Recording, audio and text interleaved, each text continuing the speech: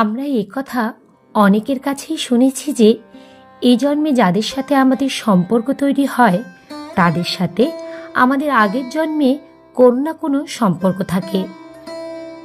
কখনো ভেবে দেখেছেন পুত্ররূপে, কন্যারূপে, নাতি নাতনি রূপে, জামাই কিংবা বৌমা রূপে আমাদের জীবনে কারা আসে? তাদের সাথে কি আমাদের পূর্বজন্মের কোনো সম্পর্ক থাকে? যদি থাকে তাহলে সেই সম্পর্ক কি?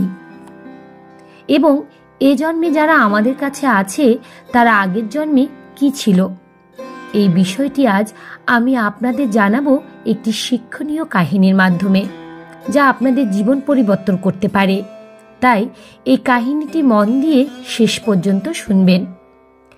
এই কাহিনীটি শুনলে আপনারা বুঝতে পারবেন যে আপনার কাছের মানুষগুলো আগের জন্মে আপনার কে ছিল। নমস্কার, ঈশ্বর তত্ত্ব চ্যানেলে আপনাদের সবাইকে স্বাগত। আমি দীপান্বিতা শুরু করছি আজকের এই ভিডিও। আজকের এই ভিডিও থেকে আমরা জানব আগের জন্মে আপনার বাবা, মা, স্বামী, স্ত্রী, সন্তান আপনার কে ছিল। সম্পূর্ণ ভিডিওটি দেখার অনুরোধ রইল আপনাদের কাছে। আশা করছি ভিডিওটি আপনাদের সমৃদ্ধ করবে।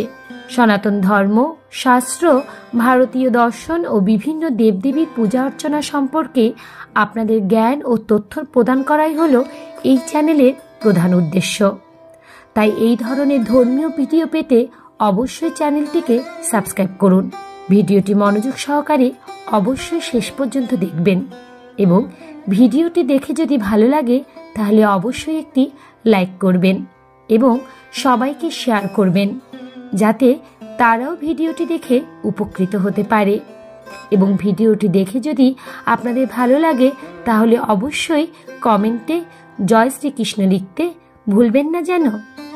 তাহলে চলুন শুরু করা যাক আজকের এই ভিডিও। এক গ্রামে এক কৃষক বাস করত, যার সংসারে কেউ ছিল না। মা না, বাবা না, স্ত্রী না, পুত্র না, কেউ না। কিন্তু তার জমি জায়গা, বাগান, পুকুর ও আরো অনেক সম্পত্তি ছিল। সেখান থেকে প্রচুর আয় হতো, যা সে ব্যাংকে জমা করে রাখত। আর সেই গ্রামেই একজন ব্যবসায়ী ছিল, যে তার ব্যবসার নিপুণভাবে জানত, কিন্তু ব্যবসা বৃদ্ধির জন্য তার কাছে অর্থ ছিল না। সেই ব্যবসায়ী একদিন সেই কৃষককে এসে বলে, ভাই, তোমার তো প্রচুর বিষয় সম্পত্তি, কিন্তু সেখান থেকে তোমার ভালো উপার্জন হচ্ছে না। তুমি এগুলো বিক্রি করে আমাকে দাও, আমি সেই টাকায় ব্যবসায় লাগাবো এবং সেখান থেকে তোমার প্রচুর আয় হবে। ব্যবসায়ীর কথা শুনে সেই কৃষক তার সম্পত্তি প্রায় সমস্ত অংশই বিক্রি করে ব্যবসায়ীকে দিয়ে দেয়। কৃষকটি তার কাছে একমাত্র একটি শখের ফুল বাগান রেখে দেয়, যেখানে তার প্রিয় মহিষ থাকত। এইদিকে ব্যবসায়ী কৃষকের কাছ থেকে টাকা পেয়ে সেই টাকা ব্যবসায় লাগিয়ে দেয় এবং সে ব্যবসায় খুব ভালো জানত বলে শীঘ্রই ব্যবসার উন্নতি করতে থাকে। যেমন যেমন ব্যবসার উন্নতি হতে থাকে, ব্যবসায়ীর মনে তেমন তেমন পাপ জন্মাতে শুরু করে। সে মনে মনে ভাবতে থাকে যে লভ্যাংশের অর্ধেক অংশ আমি কৃষককে দেব না। কিছুদিনের মধ্যেই কৃষক বুঝতে পারে ব্যবসায়ী তার সঙ্গে প্রতারণা করছে। এইদিকে এই নিয়ে ব্যবসায়ী ও কৃষকের মধ্যে দীর্ঘ তর্কাতর্কি হয়। তারপর কৃষক যখন বাড়ি যায়, সে দেখে তার পোষা মহিষ তার শখের ফুল বাগানটিতে ঢুকে সবকিছু নষ্ট করে দিচ্ছে। কৃষক তখন রাগের মাথায় একটি লাঠি দিয়ে মহিষটিকে মারতে যায় এবং সেই মহিষ তখন তাকে এমনভাবে আঘাত করে যে সেই আঘাতে কৃষকের মৃত্যু হয়। তার কিছুদিনের মধ্যে মহিষটিও মারা যায়। এই খবর যখন ব্যবসায়ীর কানে পৌঁছায়, তখন ব্যবসায়ী অত্যন্ত খুশি হয়, কারণ সে জানত যে কৃষকের কোনো উত্তরাধিকার নেই, সুতরাং তার ব্যবসা লভ্যাংশের ভাগ নেওয়ার কেউ আসবে না। এইদিকে দিনে দিনে সে ব্যবসার উন্নতি লাভ করতে থাকে। কিছুদিনের মধ্যেই ব্যবসায়ীর পরিবারে একটি পুত্র সন্তানের জন্ম হয়। ব্যবসায়ী এই খবর শুনে আরো খুশি হয়ে যায়। সে মনে মনে ভাবতে থাকে যে ঈশ্বর আমার উপর খুব প্রসন্ন। এইদিকে তার ব্যবসা দিনে দিনে ফুলে ফেঁপে ওঠে, আর অন্যদিকে বাড়িতে এমন খুশির খবর এসেছে, তাই তার খুশির আর কোনো ঠিকানা রইল না। এইদিকে তার পুত্র বড় হতে থাকে। পুত্রকে ব্যবসায়ী স্কুলে ভর্তি করে। পুত্র খুব বুদ্ধিমান ছিল, তাই ব্যবসায়ী তাকে ভালো স্কুলে ভর্তি করে এবং তারপর তাকে অনেক দূর পর্যন্ত পড়াশোনা করিয়ে উচ্চশিক্ষিত করে তোলে। তারপর পুত্রের পড়াশোনা যখন শেষ হয় তখন সে তাকে ধীরে ধীরে ব্যবসা দেখাতে শুরু করে এবং সে মনে মনে ভাবে পুত্রের পড়াশোনা সম্পন্ন হয়ে গেছে, সে ব্যবসাও ভালো শিখেছে, এবার তাকে তাহলে বিয়ে দিয়ে দিই। এক সুন্দরী পাত্রী দেখে ব্যবসায়ী তার পুত্রের খুব ধুমধাম করে বিয়ে দেয় এবং বৌমাকে ঘরে নিয়ে আসে। কিন্তু বিয়ের কিছুদিনের মধ্যেই ব্যবসায়ীর পুত্র অসুস্থ হয়ে পড়ে। এই খবর শুনে ব্যবসায়ী খুব চিন্তিত হয়ে পড়ে এবং তার পুত্রকে এক ভালো ডাক্তার দেখিয়ে নিয়ে আসে। ডাক্তার ওষুধ দেয়। ব্যবসায়ী পুত্রকে ওষুধ খাওয়ায়, কিন্তু কোনোভাবেই তার রোগ সারতে চায় না। ব্যবসায়ীর চিন্তা আরো বেড়ে যায়। সে আরো বড় ডাক্তারের কাছে নিয়ে যায় তার ছেলেকে। সেও চিকিৎসা করে ভালো ওষুধ দেয়, কিন্তু কিছুতেই রোগ তার সারে না। এইদিকে ব্যবসায়ীর চিন্তা বাড়তেই থাকে। তখন সে শহরে সবচেয়ে বড় হাসপাতালে নিয়ে গিয়ে তার পুত্রের চিকিৎসা করায়, কিন্তু সেখানেও কোনো ফল লাভ হলো না তার।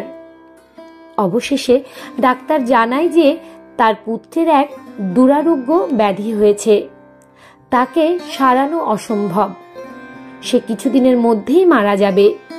এই কথা শুনে ব্যবসায়ী খুব চিন্তিত হয়ে পড়ে এবং সবসময় তার পুত্রের কথা ভাবতে থাকে। তখন ব্যবসায়ীর এক ভদ্রলোকের সঙ্গে দেখা হয়। সে তাকে বলে, কি ব্যাপার, আপনাকে খুব চিন্তিত মনে হচ্ছে? ব্যবসায়ী তখন পুরো ঘটনাটি তাকে শোনায়। লোকটি ঘটনাটি শোনার পরে বলে যে এ তো কোনো ব্যাপারই নয়, আমাদের পাড়ায় এক কবিরাজ ডাক্তার আছেন, আপনি তাকে দেখান, তার ওষুধে মৃত মানুষও সুস্থ হয়ে যায়। লোকটির কথা শুনে ব্যবসায়ী তার পুত্রকে সেই কবিরাজের কাছে নিয়ে যায়। কবিরাজ মাত্র 50 টাকার ওষুধ দেয়। সেই ওষুধ ব্যবসায়ী বাড়ি গিয়ে তার পুত্রকে খাওয়ায়, কিন্তু ওষুধ খেয়েই ব্যবসায়ীর পুত্র সঙ্গে সঙ্গে মারা যায়। পুত্রের মৃত্যুতে ব্যবসায়ীর মাথায় বাজ ভেঙে পড়ে। সে বাড়িতে বসে বসে কাঁদতে থাকে। এই খবর যখন গ্রামের লোক শুনতে পায় তখন তারাও শোকাহত হয়ে পড়ে। ঠিক সেই সময় গ্রামের পথ দিয়ে এক সাধু হেঁটে যাচ্ছিলেন। ব্যবসায়ীকে কাঁদতে দেখে সাধু তখন জিজ্ঞাসা করেন, কি হয়েছে তোমার, তুমি কাঁদছো কেন?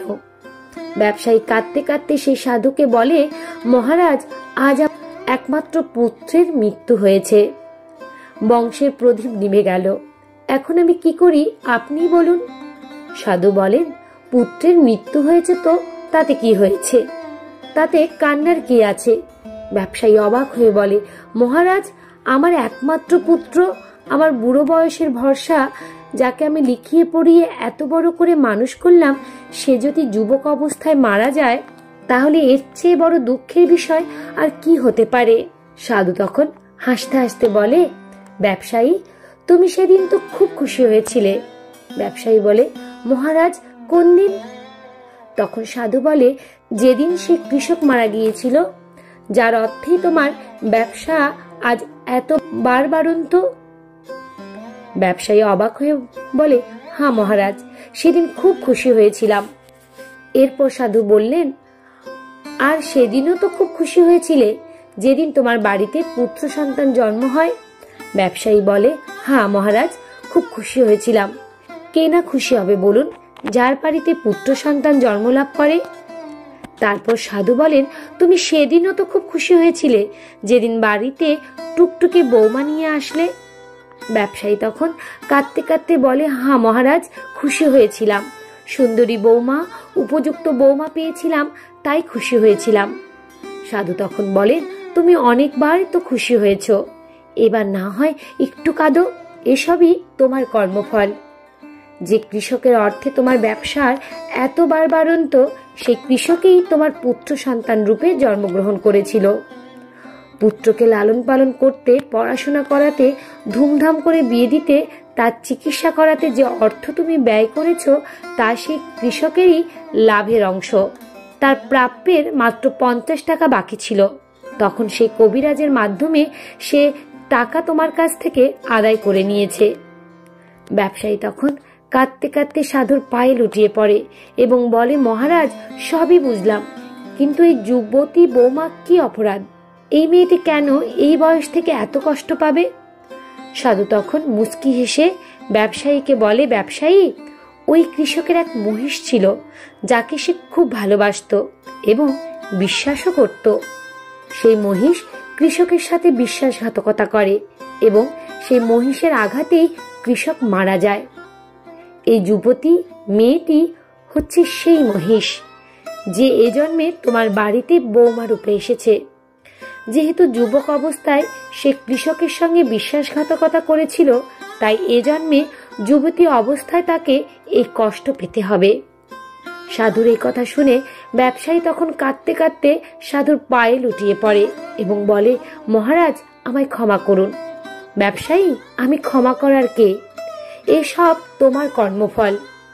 এই সংসারে সবাইকে কর্মফল ভোগ করতে হয়।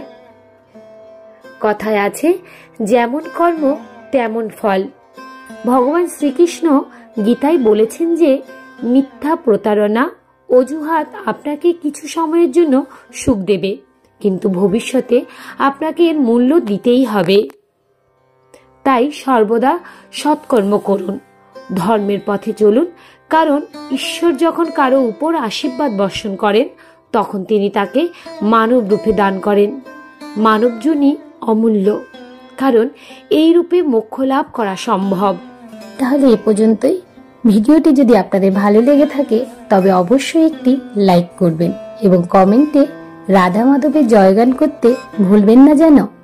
এ ধরনের ধর্মীয় ভিডিও পেতে এবং নিয়মিত গীতা পাঠ শুনতে চ্যানেলটিকে অবশ্যই সাবস্ক্রাইব করবেন।